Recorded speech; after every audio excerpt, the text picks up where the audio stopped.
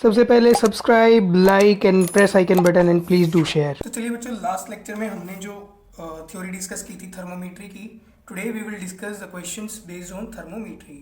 हमने अलग अलग टाइप्स के टेम्परेचर स्केल्स पढ़े थे।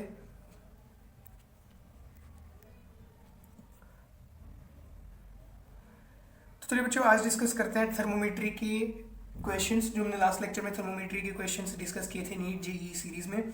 आज उसके ऊपर हम क्वेश्चन डिस्कस करते हैं। तो first question is find the temperature at which reading of Fahrenheit scale is 3 times that of degree Celsius.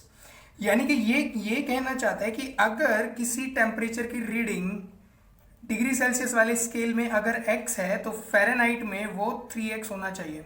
तो हमें वो ये x की वैल्यू फाइंड करनी है, मतलब डिग्री सेल्सियस में हमें ये x की वैल्यू फाइंड करनी है कि डिग्री सेल्सियस में ऐसी टेम्परेचर की वैल्यू जो 3 टाइम्स के इक्वल हो फ़ारेनहाइट में। ठीक है, चलिए अब डिस्कस करते हैं।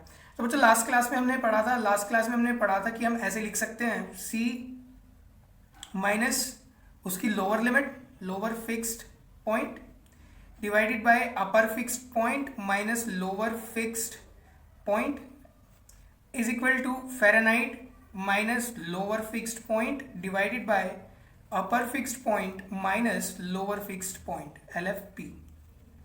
तो हम इसे ऐसे लिख सकते हैं, डिग्री सेल्सियस में लोअर फिक्स पॉइंट 0 होता है तो we can write it as C by 100 is equal to F minus 32 by 180। हमने कॉमन फैक्टर से दोनों को डिवाइड किया था तो ये आंसर कुछ ऐसा आया था, C by 5 is equal to F minus 32 by 9।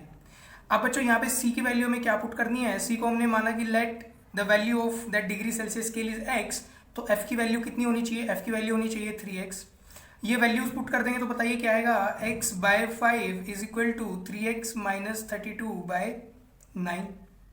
ठीक है, और यहाँ से जब आप x की वैल्यू सोल्व करेंगे तो वो x आएगा, x will be equal to 160 by 6 and that is equal to 26.7 degree Celsius. This will be the answer.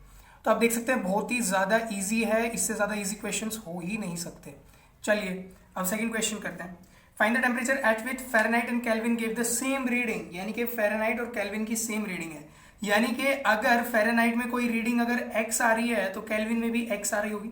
Similarly इस ऊपर वाले फंडा से हम यहाँ पे ये लिख सकते हैं कि Fahrenheit -32 divided by 9 is equal to K minus 273.15 divided by 5। ठीक है, इसको हम फिर ऐसे लिख सकते हैं, x minus 32 divided by 9 is equal to x minus 273.15 divided by 5। तो बच्चों यहाँ से x की वैल्यू सोल्व करने पे नियरली आ जाएगी 574। ठीक है, तो ये 574 जो है वो एक ऐसी रीडिंग है, ये 574 जो है एक ऐसी रीडिंग है कि ये फ़ारेनहाइट में भी सेम आएगी और केल्विन में भी सेम आएगी, दोनों की दोनों रीडिंग जो है वो सेम आने वाली है। यानी कि 574 kelvin will be equal to 574 Fahrenheit. Exact 574 नहीं आता, 574 समथिंग, 574 पॉइंट समथिंग कुछ आने वाला है, दैट यू कैन कैलकुलेट। चलिए नेक्स्ट क्वेश्चन की तरफ बढ़ते हैं। बच्चों क्वेश्चंस तो इतने ईजी होते हैं, बस एक बार दिक्कत होती है कंसेप्ट डेवलप करने में, और अगर एक बार आपने कंसेप्ट अच्छे से सीख लिया तो फिर कोई दिक्कत नहीं आती है। Temperature difference of a body in degree Celsius scale is 30 degree Celsius, find the temperature in Fahrenheit and kelvin scale. ठीक है बच्चों, अब डिफरेंस वाले के लिए भी हमने एक फॉर्मूला ड्राइव किया था, वो ये था delta C by 5 is equal to delta F by 9 is equal to delta K by 5। ठीक है बच्चों, और अगर इसमें हम देखेंगे तो हमें ये पता चलेगा कि अगर हमें केल्विन में निकालना है तो मान लो ये दोनों चीज़ें ले लेंगे हम, यानी कि delta C by 5 is equal to delta K by 5, 5 से 5 कैंसिल, यानी कि जो चेंज डिग्री सेल्सियस स्केल में होगा वही चेंज केल्विन वाले स्केल में होगा। अगर डिग्री सेल्सियस वाले स्केल में चेंज कितना दिया हुआ है 30 डिग्री सेल्सियस, यानी कि हमारे केल्विन वाले स्केल में टेम्परेचर चेंज कितना आएगा 30 केल्विन। ठीक है, क्योंकि दोनों का इंटरवल सेम ही रहता है। ठीक है, चलिए अब फ़ारेनहाइट में निकाल लेते हैं। अगर फ़ारेनहाइट में निकालेंगे तो delta C by 5 is equal to delta F by 9, और अगर ये 30 डिग्री है, मान लीजिए डेल्टा C की, यानी कि change in degree Celsius scale कितना है 30 by 5 is equal to delta F by 9 उधर जाके मल्टीप्लाई हो जाएगा, आ जाएगा 270 डिवाइडेड by 5, that will be equal to delta F, तो delta F will be equal to delta F will be equal to कितना है बताओ, डिवाइड करो तो आ जाएगा 5 and 4 54 फ़ारेनहाइट। यानी कि अगर डिग्री सेल्सियस वाले स्केल में 30 डिग्री सेल्सियस से टेम्परेचर चेंज हो रहा है तो फ़ारेनहाइट में सेम कितने से चेंज होगा, 54 फ़ारेनहाइट। चलिए नेक्स्ट क्वेश्चन। अगर ये वाला क्वेश्चन हम डिस्कस करेंगे, देखिए बहुत इंपॉर्टेंट क्वेश्चन है, बहुत ज़्यादा इंटरेस्टिंग भी है। In a new thermometer ice point is -20 and steam point, यानी कि इसकी लोअर लिमिट उन्होंने दिया, आइस पॉइंट मतलब लोअर फिक्स पॉइंट, LFP इन्होंने कितना दिया -20 एंड स्टीम पॉइंट यानी कि अपर फिक्स पॉइंट इन्होंने कितना दिया है 130। तो फर्स्ट क्वेश्चन में हमने जो निकाला था, जो हमने फॉर्मूला बनाया था, कैसे मान लीजिए ये स्केल जो है वो x है, यानी कि x minus lower fix point यानी कि -20 divided by upper fix point यानी कि 130 माइनस लोअर फिक्स पॉइंट, ठीक है। That will be equal to find the reading of this thermometer when it's reads 30 degree Celsius, ठीक है। 30 डिग्री सेल्सियस में निकालनी है, यानी कि हमें यहाँ पे सेल्सियस स्केल का पुट करना है।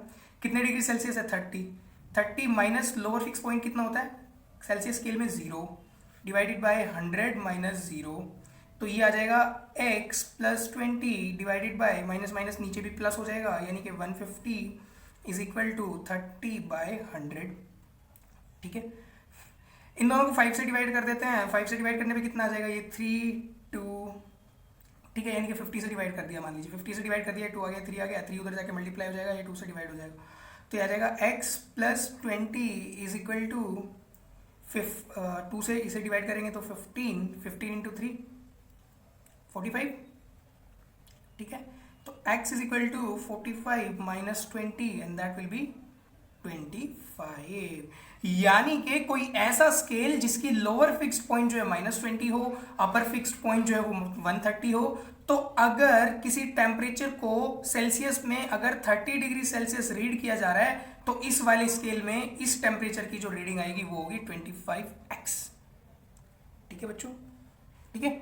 सो दैट्स इट, ये 3-4 क्वेश्चन ही इसमें प्रैक्टिस करने के लिए थे। अगर आपको ये सारे क्वेश्चंस क्लियर हो गए तो अब आप कोई भी क्वेश्चन थर्मोमेट्री का सोल्व कर सकते हैं। इसी तरीके से कन्वर्जन पूछी जाएगी। देखिए कंसेप्ट बिल्कुल सेम है, फंडा बिल्कुल सेम है, लेकिन एग्जामिनर क्या करता है, हर बार अलग अलग कहानियां बनाएगा, ठीक है। कभी वो बस से चलने लगता है, कभी वो मोटरसाइकिल से चलने लगता है, ठीक है, कभी वो आसमान से गिरने लगता है, लेकिन हर एक में मोशन हो रहा है, वही इक्वेशन ऑफ मोशन यूज करते हैं, ठीक है, वही एवरेज वेलोसिटी वाले कंसेप्ट यूज करते हैं। सिमिलरली इस थर्मोमेट्री वाले क्वेश्चंस में टेम्परेचर स्केल चाहे कोई भी हो, कैसा भी हो, लेकिन कंसेप्ट सेम हमें यूज करना है and you will be able to solve all your questions. So I hope you have got all the questions based on this thermometry. आप और भी ज़्यादा क्वेश्चन सोल्व कर सकते हैं, और अगर आपको और भी ज़्यादा क्वेश्चन बैंक चाहिए then please like the video, share the video, subscribe our channel and then join our telegram group where we are sending constant question banks for practice, and quiz are also being held there in the in equal time intervals, and you can also ask all your doubts personally directly to the educators, and then there we'll be try our best, our level best to solve all your queries on time, and let's make studies fun together. Thank you for watching, and please do share, like and subscribe. Thank you.